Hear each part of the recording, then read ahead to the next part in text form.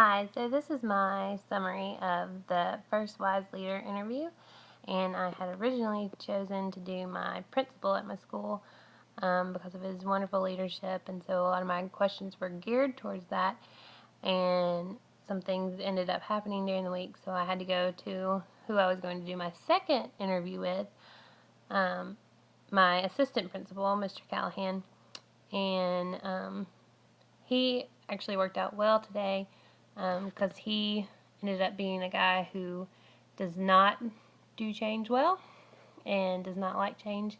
And so my principal is more of a change junkie like me, and he loves to do things differently. So it was kind of nice to start off an interview with someone who kind of likes things the way they are. We talked for a little bit about leadership before the interview and some of his duties. He's been at my school for 9 years, and he is the assistant principal. He deals with the building and some of the cleaning staff and lunchroom and the kids' behavior issues. So he has a lot of change that he's dealt with over the past years, especially with our school, and we've built on a lot, and he's been in charge of all that. So in some ways he does like change.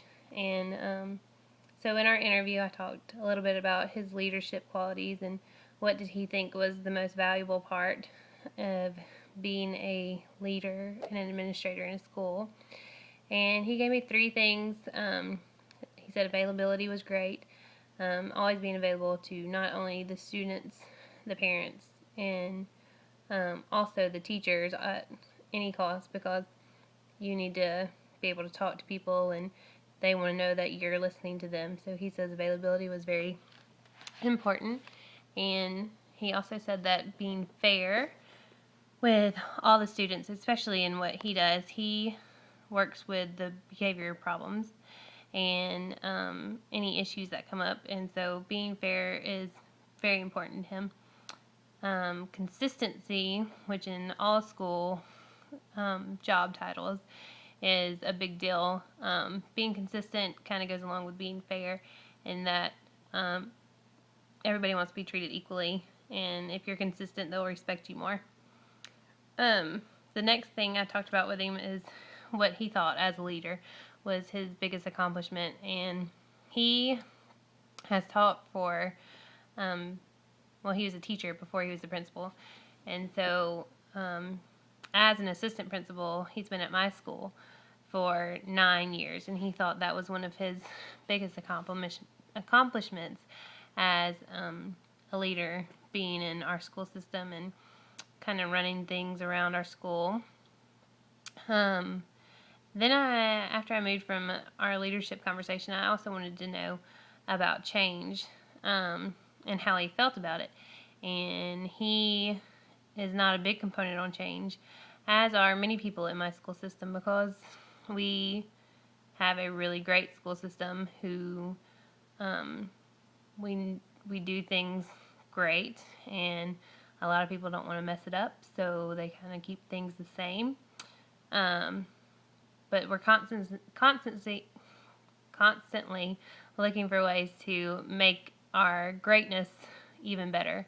So in that way, we are, and he is, he likes change, but he pretty much thinks that our school system is great, and that change is not a necessity for us at this point. He asked what he thought was his greatest, or the greatest change he's experienced in all his years in education, and he said that technology, which I also agree with, has been one of the greatest things. A quote from him said, "The greatest change we've had is technology, and 95% of it has been awesome, but with every change comes new challenges, and we have to do what's best for the kids." And that's at the 2-minute 15-second mark of my video I'm going to post with this. He says that every 20 years it kind of goes back and forth of we go one way, and then 20 years later, everybody's going the opposite way, trying to figure out kind of what's best for everything. But he always says that kids come first whenever thinking of change and how it'll affect them. When talking about technology, he said just in his 13 years in education, technology has taken us light years in so many facets and different ways of teaching, administration, and instruction. And that just in those few years, technology has done all this for us. So he said that has been one of the greatest changes he's ever experienced with his time in education.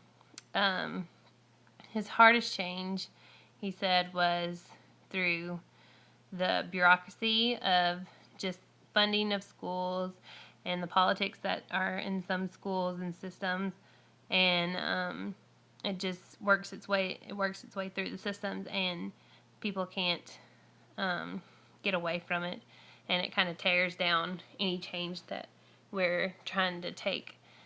I found it interesting because my principal loves change, and so it was really interesting to see my assistant principal's point of view, because I've always kind of thought of him as a change person, and he is kind of stuck in his ways. So it was interesting to have this conversation with him about it. I asked him about his school change and what he thought about it and how he thought about change, and of course he said that he thinks that some schools and some school systems need that radical change. They need to have those big things come into their schools and completely change it around. But in our school system, we just work really hard at what we do, and we try to do our best. And so radical changes aren't exactly what we need at this point, we think. But there are definitely some small changes in the school that we could use.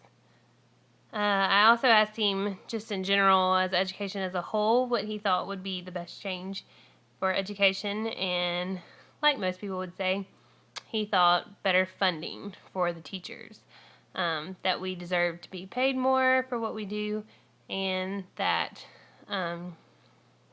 for the kids, they needed more resources to be able to get their hands on those resources, and then class sizes should be smaller, and that the facilities need to be up to date, and that should be taken care of by the state, which I'm pretty sure we can all agree on. So that is pretty much my summary of my interview. It was definitely eye-opening, and I'm kind of excited to meet with my principal next time, who actually likes change and has been through many changes since he's been in education almost 40 years. So I will let you know how that goes. Thanks.